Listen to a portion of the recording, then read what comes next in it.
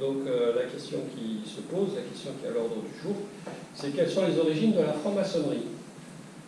Alors pendant longtemps, on a cru que la franc-maçonnerie était née en 1717, 1723, 1738, à Londres, par la réunion de trois loges qui ont fait ce qu'on appelle une grande loge et qui ont fait les grandes constitutions d'Anderson de 1723, 1738. Deux versions de constitution d'Anderson. En réalité, il n'en est rien. La franc-maçonnerie existait déjà. La franc-maçonnerie existait déjà sous une forme d'une franc-maçonnerie d'engagement politique chez les Stuarts depuis les années 1688. Or, c'est ce point-là qu'on aborde aujourd'hui, c'est la naissance de cette franc-maçonnerie stuartiste. En 1688, Jacques de Stuart se retrouve en difficulté à Londres dans une guerre de religion qu'il est en train de perdre en tant que catholique et papiste, partisan du pape. Il se retrouve confronté à une opposition protestante, calviniste notamment, qui fait qu'à un moment donné, il va être chassé du trône. Alors, des trois trônes, le trône anglais, le trône irlandais et le trône écossais. Il se retrouve chassé, il traverse la Manche et il trouve un exil et un accueil chez Louis XIV, son cousin, à Saint-Germain-en-Laye. Il ne vient pas seul, il vient avec beaucoup de supporters, beaucoup de militaires. Les loges régimentaires suivent ces régiments, en quelque sorte. Et en tout et pour tout, vous avez une 40 000 à peu près exilés sur 10 ans qui vont traverser le Channel pour s'installer en France. Alors ces exilés, effectivement, sont des militaires, des officiers, des bas-officiers, mais pas seulement, il y a aussi des commerçants, il y a de la noblesse, il y a de l'aristocratie. Et ils vont faire du commerce, ils vont s'occuper, ils vont essayer de gagner leur vie du coup, puisqu'ils n'ont plus de source de revenus, puisqu'ils ont quitté le territoire. Et ils se mettent au service du roi Louis XIV pour, dans ses conquêtes territoriales, l'aider, mais aussi en lui demandant aide et assistance pour les 5 tentatives de reconquête du pouvoir à Londres, qui se sont traduites toutes par des échecs, et ça dure de 1688 à 1745. 1745, c'est la dernière phase. À partir de 1745, il n'y aura pratiquement plus de tentatives de reconquête. Ça, c'est le premier point. Deuxième point, les régiments qui sont installés sur le continent s'occupent de ville de garnison en ville de garnison. Les loges régimentaires se réunissent. Les loges régimentaires sur le champ de bataille, c'était des loges qui se réunissaient sous la toile de tente et qui faisaient ce qu'on appelle des veillées d'armes. Ce n'est pas des instructions comme on fait maintenant en loge. Les veillées d'armes, c'était simplement le fait de se réunir à la veille d'un combat. Et on avait tous la chocotte, on avait tous peur, parce que partir au combat, c'était une chance sur deux de s'en sortir. C'est-à-dire que le lendemain, à l'aube, on partait au combat, on était mort ou on était vivant à la fin de la journée. Donc quand on dit la case noire ou la case blanche d'un pavé mosaïque, c'est la case noire, je suis mort, la case blanche, je suis vivant. Et on crée des liens de fraternité dans ces loges qui sont très utiles. C'est une mutuelle d'assistance au combat, dans le champ de bataille. Parce que le frère avec qui j'ai échangé la veille, s'il voit que je suis blessé, il va essayer de me sortir de là et de me ramener sur les lignes arrières. Voilà. Mais c'est aussi une assurance, une sorte de mutuelle au combat. Pourquoi? Parce que les francs-maçons, ils existent des deux bords, du côté Stuart et du côté opposé.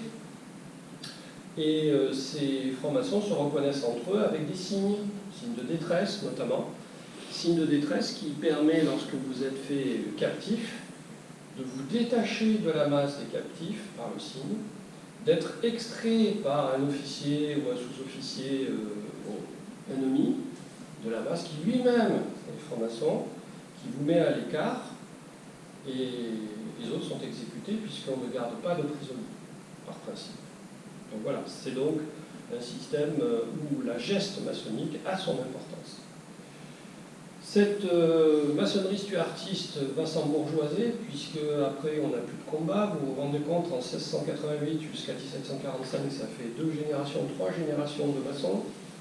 On a perdu le goût de la reconquête, on fait du business, on fait des affaires, on est dans les commerces et dans les ports, que ce soit à Bordeaux ou à Marseille.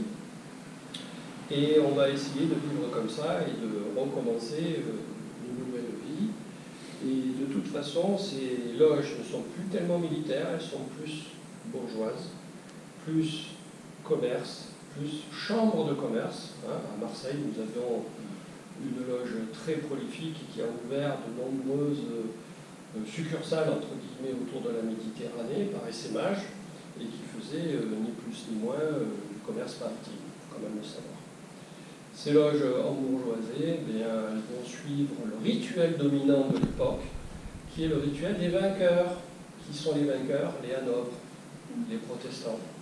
C'est ainsi que la Grande Loge de Londres, qui avait été suscitée pour partie par les Stuarts à l'origine, a perdu ses racines stuartistes et est devenue complètement phagocytée par le pouvoir en place. C'est, vous le savez, les vainqueurs qui écrivent l'histoire. Et donc, le système moderne de Londres va s'imposer partout sur le territoire français comme un système dominant parce que structuré par les premières divulgations.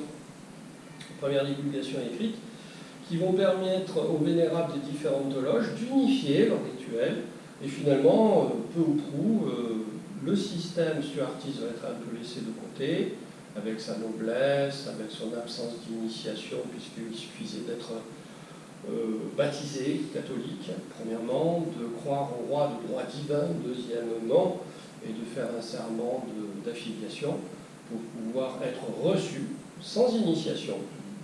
Là, on va introduire progressivement la notion d'initiation par les éléments. Pourquoi introduit-on cette initiation par les éléments, qui sont la terre, l'air, l'eau et le feu? Tout simplement parce qu'on considère que tout le monde doit avoir une sorte d'initiation commune venant de religions différentes. Et c'est là qu'on tire les conséquences des guerres de religion.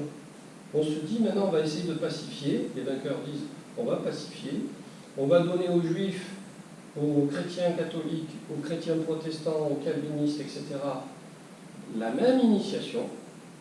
Ils ne pourront pas se réclamer de leur certificat de baptême ou pas, etc.